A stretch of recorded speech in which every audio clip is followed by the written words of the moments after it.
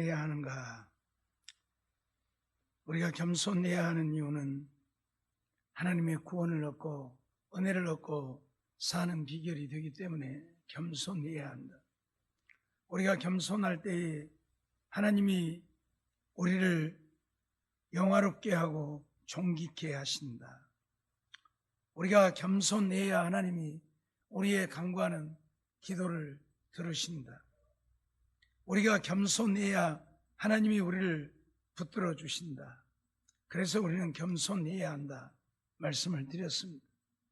이 밤에는 겸손한 자에게 지혜를 주신다. 우리가 지혜를 얻어 하나님을 바로 섬기고 구원의 은혜를 얻고자 한다면 겸손해야 한다. 그런 말씀입니다. 여기서 말하는 지혜는 하나님을 아는 지혜, 하나님을 믿는 지혜를 말합니다. 세상을 사는 지혜도 되겠지만 그거보다는 하나님을 바로 알고 하나님을 바로 믿어 하나님의 구원의 은혜를 얻는 지혜를 말하는 것입니다. 우리가 지혜가 없으면 하나님을 바로 알지 못합니다. 하나님을 바로 알지 못하면 하나님을 바로 섬길 수 없습니다. 하나님을 바로 섬기지 못하면 구원의 은혜도 없는 것입니다. 늘 말씀드리지만 우리는 하나님 앞에 우리의 믿음을 인정받아야 우리가 구원을 얻습니다. 때문에 하나님이 우리에게 원하시는 것이 무엇인가를 알고 하나님을 섬겨야 구원을 얻는 것이지 교회만 다닌다고 구원을 얻는 것이 아니기 때문에 하나님이 원하시는 것이 무엇인지를 아는 지혜가 우리에게는 있어야 합니다. 코로나19 때문에 교회들이 예배를 드리지 못하고 영상 예배를 드리고 인터넷으로 예배를 드리고 이런저런 예배를 드리다 보니까 이제 어떤 사람들은 교회 예배가 필요 없다, 교회도 필요 없다, 이렇게까지 말을 하는 사람들이 있지요. 그리고 교인들 중에도 아니 언제는 집에서 예배 드리라 그러고 또 왜 이제 교회에 오라 건데 그냥 집에서 드리면 되지, 그렇게 생각하고 교회를 안 나오는 사람들도 있고 그러지요. 결국 하나님이 원하시는 것이 무엇인지를 바로 알지 못하면 이런 잘못된 결과를 가져오게 되고, 그래서 하나님을 바로 섬기지 못하고 우리의 믿음을 인정받지 못해서 구원을 얻지 못하게 되어진다는 사실을 우리는 잊어버리면 안 됩니다. 요한복음 4장을 통해서 하나님은 신령과 진정으로 예배드리는 자들을 찾으신다 말씀하셨죠. 그렇게 우리의 예배는 신령과 진정으로 예배드려져야 합니다. 성령 안에서 진리의 말씀대로 예배드려져야 한다, 그런 말씀이에요. 그러려면 집에 앉아서 텔레비전 앞에 앉아서 신령과 진정으로 예배가 되겠습니까? 안 되잖아요. 안 되잖아요. 물론 하나님은 어디에나 계십니다. 하나님의 교회만 계시는 것이 아니고 어디에나 계시지만 그러나 하나님은 하나님의 교회에 계십니다. 구약시대의 이스라엘 백성들은 성전에서만 제사를 드릴 수 있었습니다. 어디에서도 제사를 드릴 수 없었고 아무 곳에서나 드리는 제사를 하나님은 받지 않았습니다. 그래서 성전에서만 제사를 드리도록 규정을 했죠. 하나님이 어디에나 안 계셔서 그렇습니까? 아니잖아요. 어디에나 단을 쌓고 하나님께 제사 드리면 되잖아요. 그런데 하나님은 그걸 거부하셨어요. 물론 성전 제도가 생겨나기 전에는 이 성전이라고 하는 정해진 장소가 없었기 때문에 어디에서나 제단을 쌓았습니다. 오늘 낮에도 말씀드렸던 것처럼 야곱은 잠자던 자리에서 일어나서 잠자던 돌을 기둥으로 세우고 거기에서 하나님께 제사를 드렸습니다. 아브라함은 가는 곳마다 제단을 쌓고 거기에서 제사를 드렸습니다. 그때는 아직 성전이 생겨나지 않은 때이고 하나님이 성전에서만 제사를 드리도록 규정하지 않았기 때문입니다. 그러나 이 성전 제도가 생겨나고 난 이후에 모세를 통해서 성막이 세워지고 솔로몬을 통해서 성전이 지어지고 난 이후에는 성막과 성전에서만 하나님 앞에 제사도록 규정했습니다.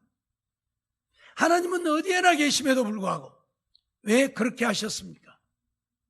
아무 데서나 제사하지 못하게 하기 위해서. 아무 데서나 제사하지 못하게 하기 위해서. 그래서 솔로몬의 아들 르호보암 때에 북방 이스라엘과 남방 유다가 나눠지고 난 다음에 북방 이스라엘은 어떤 일들을 벌였습니까? 베델과 단에다가 제단을 만들었습니다. 왜 베델과 단에다 제단을 만들었습니까? 나라가 나누어졌는데 북방에 있는 이스라엘 백성들이 하나님을 제사하려고 하면 예루살렘 성전에까지 가야 했단 말입니다. 다른 어떤 곳에서도 제사하는 것이 용납되지 않았기 때문에. 그러면 북방에 있는 이스라엘 백성들이 남방에 있는 유다까지, 예루살렘까지 하나님을 경배하기 위해서 오다 보면, 아니 나라가 나눠졌는데 우리가 꼭 이래야 되느냐? 이런 마음이 생길 것이고, 이러려면 뭐 들라고 나라를 나누었느냐? 그냥 우리 서로 합의버리자, 이런 마음도 들 것이고, 결국 북방 이스라엘 백성들의 마음이 남방 유다에 빼앗길까 봐서 여로보암 왕은 베델과 단에다가 단을 세웠습니다. 그리고 예루살렘에 못 가게 한 것입니다. 거기에서 제사를 드리도록 한 것입니다. 그러다 보니까 어떤 결과가 왔습니까? 하나님을 예배하게 되어짐이 아니라 우상을 섬기는 결과로 나타나져 버리고 만 것입니다. 그래서 하나님은 예루살렘 성전에서만 하나님을 경배하도록 하신 것입니다. 하나님이 계시는 거룩한 그곳에서 거룩한 제사를 드리도록 하기 위해서 거기에서만 제사를 드리도록 한 것입니다. 베델과 단에서 드리지만 그곳은 거룩하지 못한 곳이요, 하나님을 향한 제사가 되지 못합니다. 생각을 해보세요.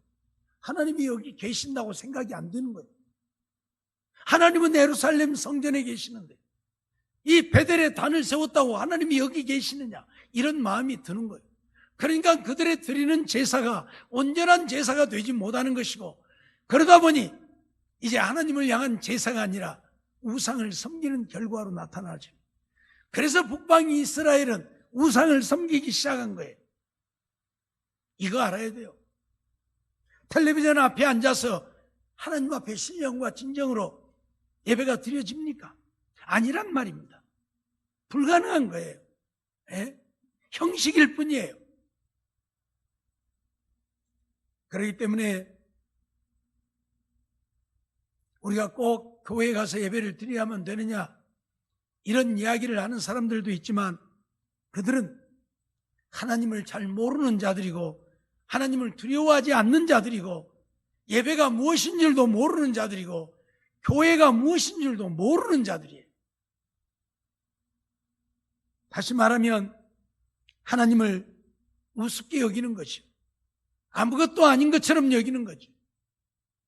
어쩔 수 없는 상황에서는 어쩔 수 없이 그럴 수 있다고 하지만 어쩔 수 없는 상황이 아님에도 불구하고 이것을 공식화하려고 하는 것은 대단히 잘못된 것입니다. 대단히 잘못된 거예요. 그런데 지금 우리 한국교회에 수많은 목사들이 그런 운동을 지금 벌이고 있어요. 이제 교회가 필요 없다, 교회 예배가 무용하다, 인터넷으로 예배를 드려야 한다. 말이 안 되는 이야기들을 하고 있는 것이죠. 지난번에도 잠깐 말씀을 드렸지만 교회가 필요 없으면 예수님은 왜 교회를 세우셨습니까? 왜 주님이 핏값으로 주님의 몸된 교회를 세우셨습니까? 교회가 필요 없다면 교회를 세워야 할 이유가 없잖아요. 주님은 분명히 내가 이 반석 위에 내 교회를 세우리니 음부의 권세가 이기지 못하리라고 선언하시고 교회를 세우시고 그 교회에서 하나님을 예배하고 하나님을 섬기도록 하셨다는 사실을 우리는 잊어버리지 말아야 할 것입니다. 어떻든 하나님을 바로 알지 못하고 하나님을 바로 섬기지 못하면 우리가 구원을 얻을 수 없다. 그래서 하나님을 바로 아는, 하나님이 요구하시고 하나님이 원하시는 것이 무엇인가를 바로 아는 지혜가 우리에게는 필요한 거예요. 늘 말씀드렸지만 요즘 자유주의 신학자들은 이런 지혜가 없어요. 하나님을 바로 알고 하나님의 말씀을 바로 보는 지혜가 없어요. 말씀을 보면서도 그 말씀을 깨달아 알지 못하는 거예요. 그러니까 하나님은 있다가도 없고 없다가도 있는 하나님, 내가 있다고 하면 있는 것이고 내가 없다고 하면 없는 것이고, 이것이 하나님이라고 하면 이것도 하나님이고 이것이 하나님이라고 하면 이것도 하나님이고, 하나님이 이렇게 되어버렸어요 지금. 그러니 이런 하나님 앞에 꼭 교회 와서 예배 드리면 뭐합니까? 아무 데서라도 텔레비전 놔두고 텔레비전이 하나님이라고 거기서 예배 드리면 되는 거죠. 그래서 이런 주장들을 해요. 지혜가 없는 거예요. 하나님을 아는 지혜, 구원의 도리를 아는 지혜가 없는 거예요. 왜요? 겸손하지 못하니까. 겸손하지 못하니까. 교만하니까. 그들이 곧 하나님이 되어서 하나님을 우습게 알고 하나님을 아무것도 아닌 것으로 여기는 교만함이 그들 속에 있으니 하나님은 그들에게 하나님을 아는 지혜를 주시지 않는 거예요. 하나님은 이사야 선지자를 통해서 우리에게 무엇을 가르치고 있습니까? 보기는 보아도 보지 못하고 듣기는 들어도 듣지 못하고 마음으로 깨닫지 못하게 되어질 것이라. 무슨 말입니까? 하나님이 보게 하셔야 하고 하나님이 듣게 하셔야 하고 하나님이 깨닫게 해야 오늘 우리가 말씀을 보고 듣고 깨닫게 되어진다 그 말이에요. 하나님이 우리의 눈을 가리시고 하나님이 우리의 귀를 막으시고 하나님이 우리의 심령을 닫아버리면 우리로서는 하나님의 말씀을 볼 수도 없고 들을 수도 없고 깨달을 수도 없고 그래서 구원을 얻지 못하게 되어진다 그 말이에요. 왜 하나님은 이사야 선지자에게 이스라엘 백성들에게 이렇게 외치라고 말씀합니까? 그들이 교만하니까 온갖 교만해서 하나님을 우습게 여기고 사신 우상을 섬기고 하나님을 믿고 의지하지 아니하고 사람을 믿고 의지하려고 하고, 말씀드렸던 것처럼 이스라엘 백성들은 아람의 다메섹과 동맹을 맺고 유다를 침공하고 하나님을 믿고 의지해야 되는데 이웃 나라를 의지하는 거예요. 이렇게 그들이 교만해요. 하나님 아무것도 아니다. 사람만 또 못하다 그 말이에요. 아니 하나님이 사람보다 위대하면 하나님을 의지해야 할 거 아닙니까? 근데 사람만 못하니까 하나님을 의지하지 않고 사람을 의지하는 거죠. 사람의 도움을 필요로 하고 사람의 힘을 얻고자 하고, 그러니 교만함이에요. 하나님을 우습게 하는 자는 이유를 불문하고 교만한. 이스라엘 백성들은 그렇게 교만했습니다. 그러니 하나님이 그들에게 지혜를 주지 않는 거예요. 하나님을 아는 지혜를 안 주신 거예요. 보아도 볼 수 없고 들어도 들을 수 없고 마음으로도 깨닫지 못하고. 잊어버리지 마세요. 교만하면 하나님을 알고 구원의 도리를 아는 지혜를 얻지 못한다는 거예요. 교회를 다니기는 다니는데 그래서 진리를 깨달아 알지 못하고 그래서 교회만 왔다 갔다 하다가 많은 거예요. 미안하지만 교회 다닌다고 다 구원을 얻는 것 아니지 않습니까? 주님, 두 사람이 매를 갈고 있음에 한 사람은 데려감을 당하고 한 사람은 버려둠을 당할 것이라 말씀하죠.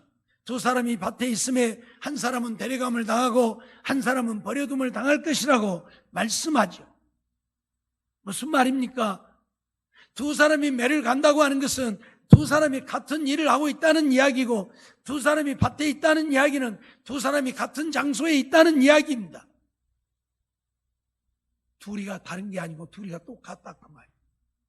두 사람이 다 하나님을 믿기는 믿는데 하나는 데려감을 당하고 하나는 버려둠을 당한다. 두 사람이 같은 장소에 있는데 하나는 데려감을 당하고 하나는 버려둠을 당한다. 오늘 하나님이 말씀하시는 말씀을 우리가 바로 깨달아 알아야 하나님을 바로 믿고 구원을 얻을 수 있다는 사실을 우리는 잊지 말아야 합니다. 똑같이 교회 와서 앉아 있는데 주님 오실 때에 누구는 데려감을 당하고 누구는 버려둠을 당하게 되어진다 그 말이에요. 그게 내가 되어질는지 모른다, 이 생각 우리는 해야 합니다. 그럼 어떻게 해야 합니까? 하나님을 아는 지혜가 있기를 원해야 하고, 그래서 하나님을 바로 알고 구원의 도리를 바로 알아야 되는 거예요. 죄송하지만 너무나 많은 사람들이 그냥 교회만 다니고 예수만 믿고 주여 주여만 하면 구원을 얻을 것으로 생각하고 다녀요. 하나님의 말씀하고는 아무 상관없이 하나님의 말씀에 순종하지 않고 제멋대로 살면서 구원 얻을 것처럼 생각해요. 그러나 성경은 우리에게 그렇게 가르치지 않는데, 그걸 모르니까, 그걸 깨달아 알지 못하니까, 그걸 가르치지도 아니하고 그걸 보지도 아니하고 알지 못하니까 그냥 교회만 열심히 다니면 되는 거예요. 그래서 세상에서는 세상 사람으로 살고, 교회에 오면 신자로 살고, 교회에서만 신자예요. 세상에 나가면 세상 사람들하고 똑같아. 하나도 다르지 않아. 세상 사람들이 거짓말하면 그도 거짓말하고, 세상 사람들이 욕하면 그도 욕하고, 세상 사람이 저주하면 그도 저주하고, 똑같이 살아요. 세상 사람들이 술 먹으면 그도 술 먹고. 야, 그러면 또 그래. 성경이 어디 술 먹지 말라고 한 적 있냐? 술 취하지 말라고 했지. 알면 제대로 알아야 되는데 제대로 모르니까 그런 소리만 해요. 술 취하지 말라. 몇 잔 먹어야 취하는 겁니까? 어디 얘기해 봅시다. 술 드셔본 분들, 몇 잔 먹어야 취하는 겁니까? 한 병입니까? 5잔입니까? 아니잖아요. 한 잔 먹어도 취하는 사람이 있고 5병을 먹어도 취하는 사람이 있고 대병으로 한 병을 마셔야 취하는 사람도 있고, 그러죠? 취한다는 의미가 뭡니까? 붙들려가 말도 잘 못하고 그래야 취하는 겁니까? 아니잖아요. 한 잔 먹으면 한 잔 취하는 거고 2잔 먹으면 2잔 취하는 겁니다. 우리 음주단속 하지요? 딱 걸렸어. 아, 나 한 잔밖에 안 먹었는데. 한 잔 먹으면 안 걸리는 겁니까? 한 잔만 먹어도 걸립니다. 음주단속에 한 잔만 먹어도 걸려요. 난 잔 먹었으니까 나 술 안 취했다. 나 뭐 술 안 마셨다고요? 그럼 왜 걸립니까? 안 걸려야지. 한 병이나 먹어야 걸려야지. 아니라는 이야기입니다. 한 잔 먹으면 한 잔 취하는 겁니다. 근데 뭐 취하지 말라고 했다. 아, 취하지 말라고 했어요. 술 취하지 말라고. 술은 취하지 말라고. 한 잔이라도 취하지 말라고. 한 잔 먹고 한 잔 취하지 말라고. 잠언 23장에는 뭐라고 말합니까? 포도주는 잔에서 번뜩이며 순하게 내려가나니 너는 그 잔도 쳐다보지 말라고. 뭣도 쳐다보지 말라고요? 한 잔 취하지 말고는 내버려두고 잔도 쳐다보지 말라고. 또 그 전에는 뭐라고 말씀합니까? 고기를 탐하는 자들과 술을 즐기는 자들하고는 사귀지도 말라고. 예? 술 즐기는 자고는 사귀지도 말라고. 사귀면 어떻게 되는 거예요? 나도 가면 술 먹게. 술 친구들 사귀어갖고 술 안 마시는 사람 봤어요? 없다니까. 술 친구들하고 사귀면서 술 안 마시는 사람 없어.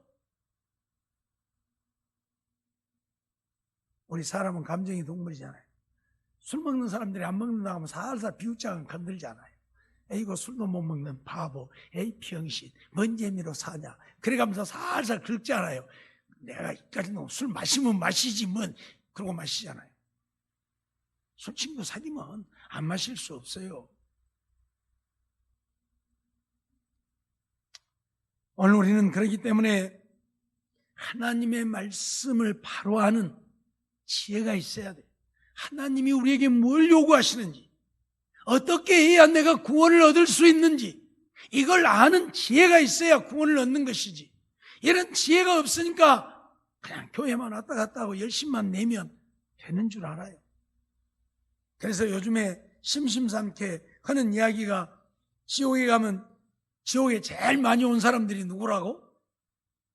1번이 목사들이고, 그 다음에 2번으로 많이 온 사람들이 누구라고? 장로들이고. 알기는 잘 알죠. 그게 소문난 이야기요. 심심찮게 나오는. 그게 어디서 나온 얘기냐? 안 믿는 사람들에게서 나온 얘기가 아니라 믿는 사람들에게서 나온 이야기. 목사도 하나님의 말씀을 바로 알지 못하고 바로 믿지 못하여 지옥 가고, 장로들도 하나님의 말씀을 바로 알지 못하고 바로 믿지 못해 지옥 간다, 그 말이에요. 목사만 되면 다인 줄 알고 하나님의 말씀을 연구하지 않습니다. 그러니 하나님을 아는 지혜가 없는 거예요. 하나님을 바로 알지 못하는 거예요. 자기가 제일인 줄 알아. 아주 교만하고 오만해가지고 누가 옆에서 한마디나 가르쳐 주려고 하면 나도 목사야, 나도 알아, 그래가면서 들으려고도 않고 배우려고도 않고 뭘 알간디.